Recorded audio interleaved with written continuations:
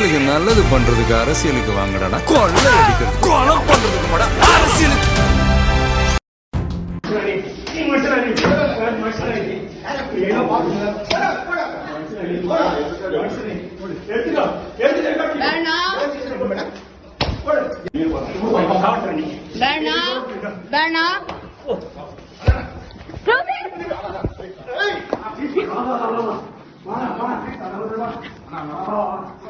தாவேகாவின் சார்பாக ஆர்கே நகரில் போட்டியிட்ட மரிய வில்சன் அவரை பற்றின ஒரு வீடியோ பெரிய அளவில் பரவிக்கிட்டு இருக்குன்னு வைங்களேன். அது எப்போ பரவணுச்சுன்னா இன்னைக்கு நேரத்தெல்லாம் பரவாயில்ல, எலெக்ஷன் டைம்லேருந்து போட்டு அடி நடிச்சுக்கிட்டு தான் இது உண்மையா பொய்யா அப்படிலாம் நிறைய கன்ஃபியூஷன் வந்துச்சு.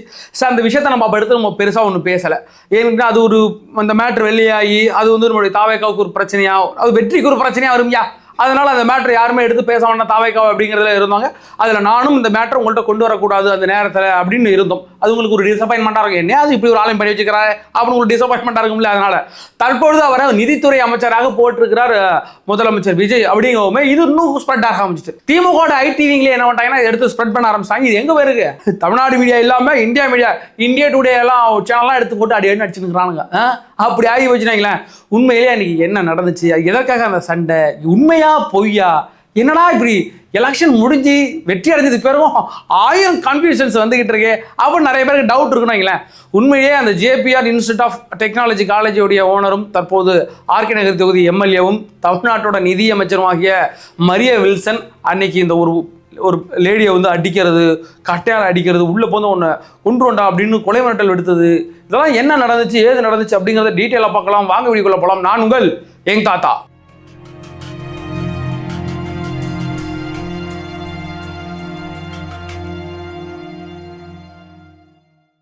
நம்மளோட வீடியோக்களை பாருங்க, நம்ம சேனலை சப்ஸ்கிரைப் பண்ணி வச்சுக்கிடுங்க, லைக் பண்ணுங்க, ஷேர் பண்ணுங்க, உங்களோட தாழ்மையான கருத்துக்களை கமெண்ட் செக்ஷன்ல பதிவிடுங்க. சரி, நான் ஒரு விஷயத்த சொல்றேன், இவர் இப்படிதான் இது நடந்துச்சு அப்படிங்கிற மேட்டர் மட்டும் சொல்றேன். அது சரியா தப்பா அப்படிங்கிறதெல்லாம் நீங்களே யூகிச்சுக்கிடுங்க. ஏன்னாட்டா அவர் இப்படிப்பட்டவர் அப்படின்னு ஒரு நிறைய சேனல்ஸ் இந்த திமுகவுடைய குரூப்பெல்லாம் பரப்பிட்டு அவங்க வீடு இப்படிப்பட்டவருங்க அப்படிப்பட்டவருங்க அப்படின்னு. பொதுவாக நீங்கள் என்ன நடந்துக்கிற மேட்டர் மட்டும் நான் உங்கள்ட்ட கொண்டாங்கிறேன். அது நல்லதோ கெட்டதோ முடிவெடுத்து நீங்கள் உங்கள் மனசில் ஏற்றிக்கிடுங்க, அவ்வளோதான் நம்மளால சொல்ல முடியும். புரியுதா? சரி, ஓகே. அன்னைக்கு என்ன நடந்துச்சு அப்படிங்கிறோம். ஃபர்ஸ்ட் இந்த ஜேபிஆர் இன்ஸ்டியூட் ஆஃப் டெக்னாலஜி இந்த காலேஜ் அப்படிங்கிற முடியும். இந்த ஜேபிஆர் அப்படின்னா யார் பார்க்கலாம்? ஜேபிஆர் யாருன்னா என்னென்ன கேட்காதீங்க. அதாவது அந்த எம்ஜிஆர் பீரியட்ல ஒரு குரூப் இருப்பாங்க இன்னும் தாத்தா காலத்தில், அவங்கள்ட்ட போய் கேட்டு பாருங்க அவர் எவ்வளோ மோசமான ஆளு. மோசமான அப்படி கிடையாது. அதாவது கன்னியாகுமரியில் முட்டம் அப்படின்ற ஒரு பகுதியில் ஒரு பிறந்த அவர் தான் வந்து அங்கே இருந்தார். திடீர்னு எம்ஜிஆர் மேலே ரொம்ப பாசமாகி போய் நான் போகிறேன் எம்ஜிஆர் கூட போகிறேன் அப்படின்ட்டு எம்ஜிஆர் கிட்ட போயிட்டு சும்மா அப்போ அவர் இதெல்லாம் வந்து எலெக்ஷன்லாம் பெருசாக கன்சல்ட் பண்ணலை. அவர் வந்து திமுக சார்பாக பிரச்சாரம் பண்ணுவார். அப்போவே போய் சேர்ந்துட்டாப்ல. அப்புறம் அங்கே போனோடனே இவரோட வேலையை பார்த்துட்டு எம்ஜிஆரே மிரண்டுட்டாப்ல. ஜேபிஆருடைய வேலையை பார்த்துட்டு ரொம்ப மிரண்டுட்டு போயிட்டு சென்னையுடைய மாவட்ட செயலாளராக இவர் அறிவிச்சார். அதற்கு பிறகு 1972 எம்ஜிஆர் அவர்கள் கட்சி தொடங்கினார். அதுக்கு பிறகு அப்படியே இருந்து அவர் கூடவே இருந்து பெரிய பெரிய பொறுப்புகள்லாம் வழங்கப்பட்டது, அப்படியே இருந்தார். அதற்கு பிறகு எம்ஜிஆர் அவர்கள் இறந்து போறார். இறந்து போனது பிறகு திமுக ரெண்டா பிளந்து போச்சு. ஒன்று ஜானகி அணி, ஒன்று ஜெயலலிதா அணி. ஆனால் இவர் என்ன முடிவு எடுத்தாரோ, நம்ம எம்ஜிஆர் கூட இருந்தோம், எம்ஜிஆர் மேலே பற்றா இருந்தோம், அவங்க மனைவி கூட நிற்கிறதா சரின்ட்டு ஜானகி அணிலே இருந்தார். அதுக்கு பிறகு தான் அந்த அம்மா தோத்து போயிட்டு மறுபடியும் ஜெயலலிதாட்டே கட்சி ஒப்படைச்சிட்டு அந்த அம்மா போயிட்டாங்களா. அதற்கு பிறகு இவர் என்ன பண்ணிட்டாங்கன்னா, இதுக்கு மேலாம் நான் ஜெயலலிதா கூட இருக்க முடியாது, பகாதான் அப்படின்ட்டு டக்குன்னு அரசியல் விட்டு விலகிட்டாப்புல. அரசியல் விட்டு விலகிட்டு அவர் ஒரு சின்ன காலேஜ் ஓப்பன் பண்ணி அப்படியே இருந்தாப்லைங்களா. அவருக்கு மொத்தம் 4 பொண்ணு. 4 பொண்ணுல 3ஆவது பொண்ணு பேர் தான் ரெஜினா வில்சன். அவங்கள தான் யாரு கல்யாணம் பண்ணானா ஜேபிஆருடைய அக்கா பையனா இருக்கிற நம்ம மரிய வில்சன் கல்யாணம் பண்றார். இந்த மரியா வில்சன் எந்த ஊர்? இந்த மரியா வில்சன் ஜேபிஆருடைய அக்கா மகன் அப்படிங்கிறதுனால தான் பொண்ணை கட்டி கொடுத்தார். அதுக்கு பிறகு அங்க போயிட்டு நல்லா செட்டில் ஆயிட்டான்னு வச்சுக்கலாம். அதுக்கு பிறகு என்ன பிரச்சனைனா, நம்ம மரிய வில்சன் இருக்கார்ல, அவருக்கு இன்னொரு அண்ணன் ஒருத்தர் இருந்தார். அவர் பேர் மேரி கிளாட். அந்த மேரி கிளாடு அதான் முக்கியமான மேட்டரா, அதை தான் பார்க்க போறான். அதாவது மேரி கிளாட் இருக்கிறார்ல, அவருக்கு 2004ஆம் ஆண்டு திருமணம் ஆனிச்சு. குழந்தை குட்டியே இல்லை, குழந்தை குட்டி இல்லாமல் இருந்தா போல. அதுக்கு பிறகு என்ன பண்ணாங்கன்னா, இந்த சைல்டு அடாப்ட் பண்ணுவாங்கல்ல, நம்ம போயிட்டு ஒரு குழந்தைய தத்தெடுத்து வளர்ப்போம் தான், குழந்தை இல்லையே அப்படின்னு முடிவு பண்ணி குழந்தைய தத்தெடுக்கிறதுக்கு கவர்மெண்ட்ல பதிவு செஞ்சாங்க. அதுக்கு பிறகு என்ன நடந்துச்சுன்னா, 2015ஆம் ஆண்டு அவங்களுக்கு ஒரு குழந்தை பிறந்துச்சு. குழந்தை பிறந்தது பிறகு இப்போ அந்த இரட்டை குழந்தை பிறந்து இரட்டை குழந்தைய வளர்த்துக்கிட்டு இருந்தாங்க. ஆனால் கவர்மெண்ட் என்ன பண்ணுச்சுன்னா, அவங்க காத்திருப்பு பட்டியல வச்சிருந்தாங்க, ரொம்ப வருஷமா கொடுக்கவே இல்லை குழந்தை. திடீர்னு அவங்களுக்கு அலாட் ஆகிட்டு ஒரு குழந்தை நீங்கள் தத்தெடுத்து வளர்க்கலாம் அப்படின்ட்டு. அதுக்கு பிறகு கோர்ட்டில் போகணும். என்கிட்ட நேரடியாக கையில் கொடுக்க மாட்டாங்க, கோர்ட்டில் போயிட்டு நம்ம பதிவு பண்ணிட்டு தான் வாங்கணும். அப்படி கோர்ட்டில் போயிட்டு பதிவு பண்ணிட்டு இவங்க வாங்கிட்டு வந்துட்டாங்க. எனக்கு ஆல்ரெடி குழந்தை பிறந்துட்டுன்னு இன்ஃபார்ம் பண்ணிட்டு தான் அந்த குழந்தைய வாங்கிட்டு வந்தாங்க. வளர்க்க ஆரம்பிச்சாங்க. அப்போ என்ன பண்ணாருன்னா நம்ம மரியவில்சன் இருக்காருல்ல, அவர் என்ன பண்ணாருன்னா உனக்கு தான் ஆல்ரெடி 2 குழந்தை இருக்கு, இந்த குழந்தைய நான் வளர்க்குறேன், எனக்கு ரொம்ப பிடிச்சிக்கிட்டு அந்த குழந்தைய அவர் வளர்க்க ஆரம்பிச்சார். வளர்த்துக்கிட்டு இருக்கும்போது என்ன பண்ணாருன்னா இதுக்கான பங்கு இருக்குல்ல, ஏன்டா நான் உனக்கு வந்த குழந்தைய நீ வளர்க்க வேண்டிய குழந்தைய நான் வளர்த்துக்கிட்டு இருக்கிறேன், அதனால எனக்கு ஒரு பங்கு வேணும் அப்படின்னு, எனக்கு ஒரு அமௌண்ட் வேணும், சொத்துல கொஞ்சம் பங்கு கொடு குழந்தைக்குன்னு சண்டை வளர்க்க ஆரம்பிச்சாரு. இந்த மரிய கிளாட் இருக்காருல்ல, அவர் எங்க வேலை பார்த்துட்டுனா இதே ஜேபிஆர் காலேஜில், ஐ மீன் ஜேபிஆரோட institute of Sathyabama, JPR college 2-3 college இருக்கு, அதில் தான் இவர் வேலை பார்த்துருக்கு. அப்போ எனக்கு கொஞ்சம் பணம் வேணுங்கவும், இல்லை பணம்லாம் கொடுக்க முடியாது, நீ என் குழந்தை என்கிட்ட கொடுத்துரு அப்படின்னு யார் சொல்லிட்டாருன்னா மரியவில்சனோட அண்ணன் இருக்கார்ல மேரி கிளாட், அவர் சொல்லிட்டாப்ல. இதுதான் பெரிய பிரச்சனையானது. மேரி கிளாடோட ஒய்ஃப் பேரு கேர்லைன் கிளாட்.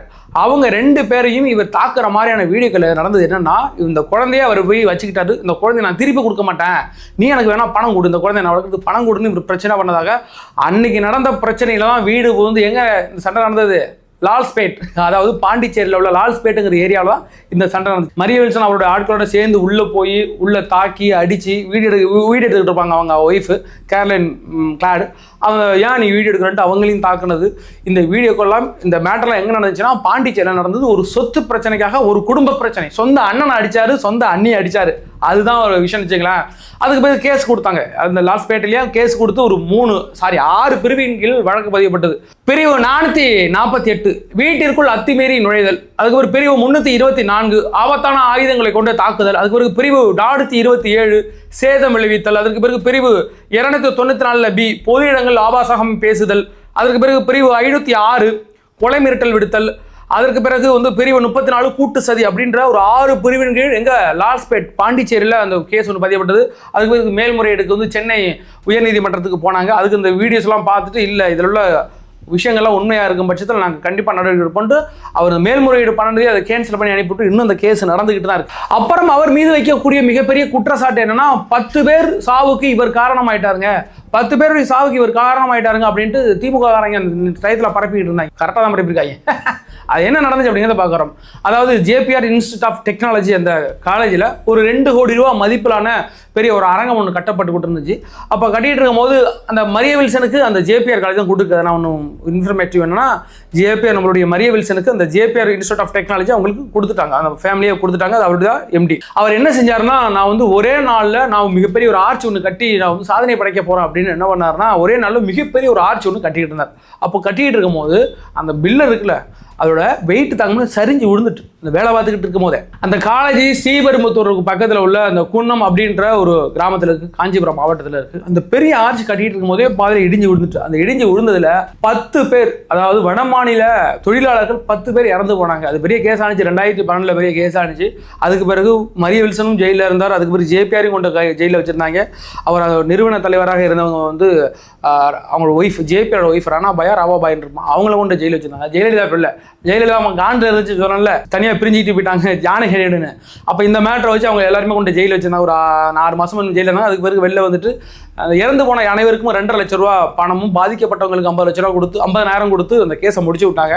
ஆனால் கேஸ் இன்னுமே இருக்குது, பெண்டிங்கில் தான் இருக்குது. அன்றைக்கி வந்து அவங்களுக்கான அந்த இழப்பீடு தொகை கொடுக்கப்பட்டது. அப்படியாக அந்த கான்ட்ராக்டரை அந்த கட்ட சொன்னது, அந்த ஆர்ச்சை கட்ட சொன்னது முழுக்க மரியவில்சன் தான் அப்படிங்கிறது ப்ரூவ் ஆனிச்சு. ப்ரூவாக என்ன இன்றைக்கி கேஸ் தான் ஓடிட்டு இருக்கு. கட்ட சொன்னது அவர் தான். அந்த இன்ஜினியர் போயிட்டு அங்கே வாக்குமூலம்லாம் கொடுத்துருந்தா, அது இறந்து போனதுக்கு இவர் தான் காரணம்னா இறந்து போனதுக்கும் இவர் தான் காரணம். அதுக்கு பிறகு அவர் செஞ்ச நல்லதுன்னு இருக்குல்ல, ஏன்டா ஒருவர் வந்து ஒரு தப்பாக மட்டுமே காமிச்சிக்கிட்டு இருந்தா ஒரு நல்லது சில நல்லது செஞ்சுப்பார். அந்த ஜேபிஆர் இன்ஸ்டியூட் ஆஃப் காலேஜில் முதல் முறையாக வந்து ஸ்போர்ட்ஸ் கோட்டா, ஸ்போர்ட்ஸில் நல்லா நீங்கள் பார்ட்டிசிபேட் பண்ணியிருந்தீங்கன்னா நீங்கள் கம்மியான மதிப்பாக இருந்தாலும் கோர்ஸுக்குன்னு நீங்கள் உள்ளே வரலாம், அந்த காலேஜில் போய் படிக்கலாம் அப்படின்னு கொண்டு வந்த இவர் தான். அதுக்கு பிறகு நம்மளுடைய கரூரில் இறந்து போன 41 குடும்பங்களுக்கும் வாழ்நாள் முழுக்க 5000 ரூபா அவங்க அக்கௌண்ட்டில் போடுறேன் அப்படின்னு போட்டதாக இருந்தாலும் அந்த 41 குடும்பங்களுக்கும் மெடிக்கல் இன்சூரன்ஸ் எடுத்தது அவர் தான் எடுத்து கொடுத்தார், ஃப்ரீயாகவே எடுத்து கொடுத்தார். அதுக்கு பிறகு அவங்களுடைய குழந்தைகள் நீங்கள் படிக்கணும்னா எங்களுடைய காலேஜில் நீங்கள் ஃப்ரீயாக படிச்சுக்கலாம் அப்படின்னு சொன்னதும் அவர் தான்.